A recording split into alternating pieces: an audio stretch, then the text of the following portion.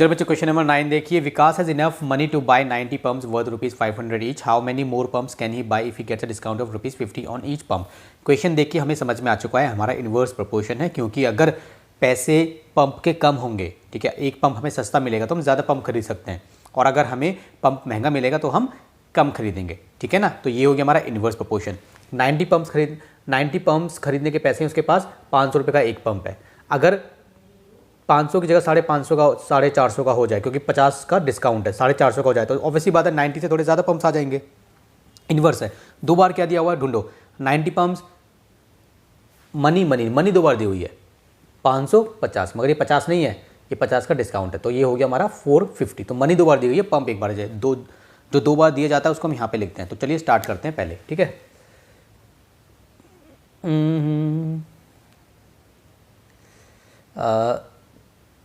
Number of pumps worth ₹500 each, कितने हो गए 90, ठीक है, 90 पम्प्स। अब निकला number of pumps worth ₹1 each, ठीक है। तो कितना हो गया हमारा 90 × 500 पम्प्स, ठीक है।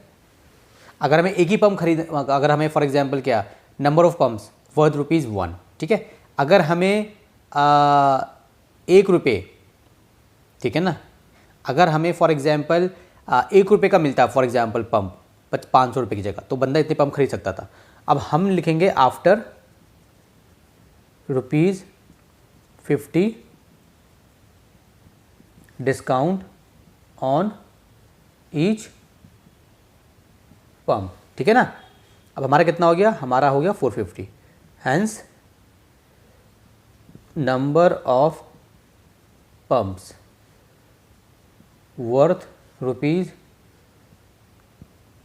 ₹450 लिखना है, ठीक है, वर्थ ₹। इसको हम किसी और तरीके से भी कर सकते थे बच्चों, लेकिन मैंने जो आपको सिखाया ना ट्रिक, उसी से मैं करना चाह रहा हूँ, ठीक है। Worth ₹450 each. अब पंप कितने का हो गया, 450 का हो गया।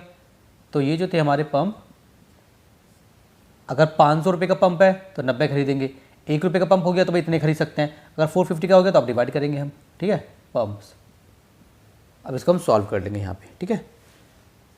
90 × अपॉन में 450 पंप्स, ठीक है ना बच्चों। अब देखिए 1 से 1 कटा, ठीक है, और ये होगा 9 1 ज़ा 0 ज़ा, और ये 9 5 ज़ा 45, 5 1 ज़ा 0 ज़ा, तो कितने हो गए बच्चों हमारे 100 पंप्स हो गए। क्वेश्चन में क्या पूछा था, how many more pumps can he buy. तो हमें पता है कि भाई अगर ₹450 का एक पंप मिलेगा तो वो 100 पंप्स खरीद सकता है, और क्वेश्चन में इसने पूछा है how many more pumps can he buy, मतलब कितने और ज़्यादा वो खरीद सकता है। तो पहले 90 थे, अब 100 हो गए, तो हम लिखेंगे hence he can buy 10 more pumps, ठीक है। यहाँ पे आप ब्रैकेट में ले सकते हो 100 - 90, ठीक है। क्वेश्चन नंबर 10 देखिए। If oranges are sold at ₹45 per dozen, Manu can buy 6 dozens of them with the money he has. Find the decrease in the number of oranges that he can buy if the cost is increase by ₹9 per dozen. Simple सा question है, देख के हम समझ गए inverse proportion का है। भाई अगर वो उसके पास कुछ पैसे हैं उसके पास, ठीक है, उन पैसों में वो क्या कर सकता है, 6 डजन्स ऑरेंजेस वो परचेज कर सकता है अगर 45 पर डजन ऑरेंजेस बिक रहे हैं। और अगर 45 की जगह उसमें ₹9 और बढ़ जाए, if the cost is increase by ₹9 per dozen, 45 की जगह ₹9 इंक्रीज हो जाए, डेट मीन्स हो गया हमारा 54, ठीक है ना।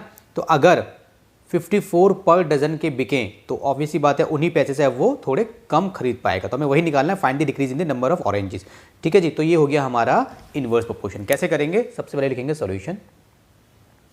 दो बार क्या दिया हुआ है, दो बार हमें पैसे दिए हुए हैं, ठीक है। एक बार हमें दिए हुए हैं ₹45 पर डजन, एक बार दिया हुआ हमें ₹9 जो इंक्रीज हुआ है, ठीक है, डेट मीन्स 54, 49 + 5 होते हैं हमारे 50, उसमें 4 और प्लस कर दो, हो जाएंगे हमारे 54, डेट मीन्स 45 + 9 हो गए हमारे 54, ठीक है ना। चलिए दो बार हमें दिए हुए पैसे, तो देखो हम इसको कैसे करेंगे, जो 2 बार दिया होता है वो यहाँ पे आता है, ठीक है ना। तो पहले हम यहीं पे लिखेंगे 45 वाला।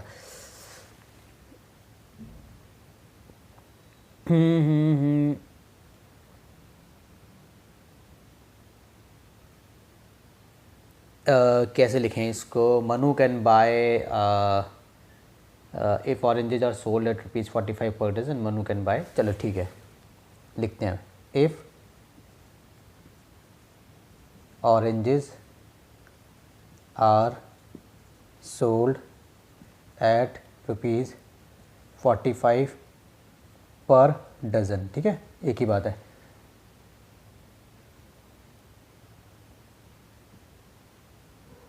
मनु कैन बाय, थोड़ा यहाँ लिख रहा हूँ, मनु कैन बाय 6 डजन्स, ठीक है जी, 6 डजन्स वो खरीद सकता है। अब इसने बोला है कि अगर वो 9 रुपये बढ़ जाए, ठीक है,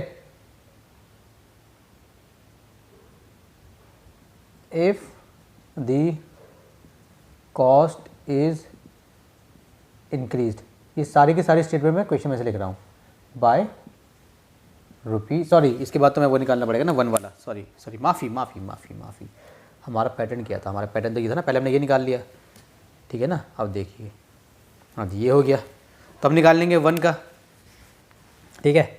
so if oranges are sold at ₹1 per dozen, Manu can, ठीक है, ये बाय वाला ये रहा, ये लो बाय, ठीक है। आपके मतलब लंबी शीट होगी आपकी, फॉर एग्जांपल ये आप पूरा एक स्टेटमेंट में लिख सकते हैं, तो लिख देना कितना खरीद सकता है भाई। अब 1 हो गया तो 6 × 45 डजन्स, ठीक है ना। अब ये हो गया, अब हमें निकालना है ₹9 कॉस्ट इंक्रीज़ हो गई, ठीक है।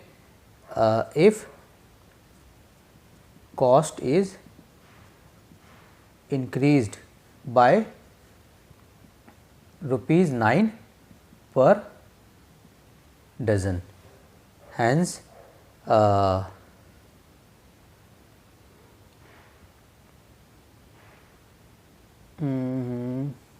क्या लिखेंगे, hence if oranges are sold at ₹54 per dozen, ठीक है, ब्रैकेट में आप ही लिख सकते हो 45 + 9, ठीक है, पर डज़न, मनु कैन बाय, कितना था भाई हमारा, ये था ना हमारा, कौन सा था ये वाला, थोड़ा कंफ्यूजिंग आपको लग रहा होगा क्योंकि इसकी स्टेटमेंट बड़ी बड़ी मैंने बनाई है, अगर आप छोटी बना सकते हो तो गो हैड, ठीक है, डिवाइडेड बाय 54, लेकिन पैटर्न हमारा सेम है।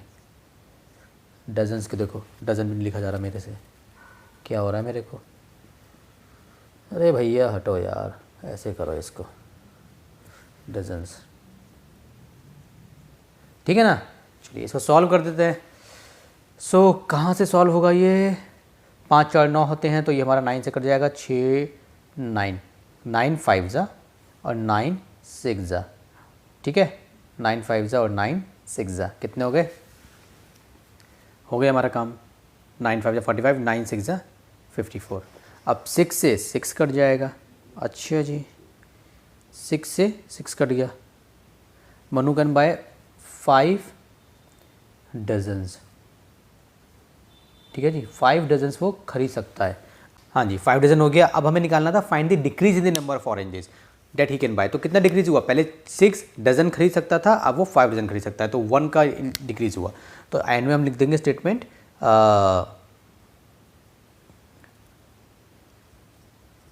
डिक्रीज, ठीक है, ये लिख देना decrease in the number of oranges, decrease in the number of oranges, ठीक है, कितना हो गया 1, ठीक है ना। आंसर कैसे दिया हुआ है पीछे, 1 डजन लेस, ठीक है, decrease in the number of oranges 1, ठीक है, ये आप लिख सकते हो 1 dozen less, decrease in the number of oranges 1 dozen less, ठीक है, इस तरीके से आप इसका आंसर लिख देंगे। चलिए इसको रब करते हैं।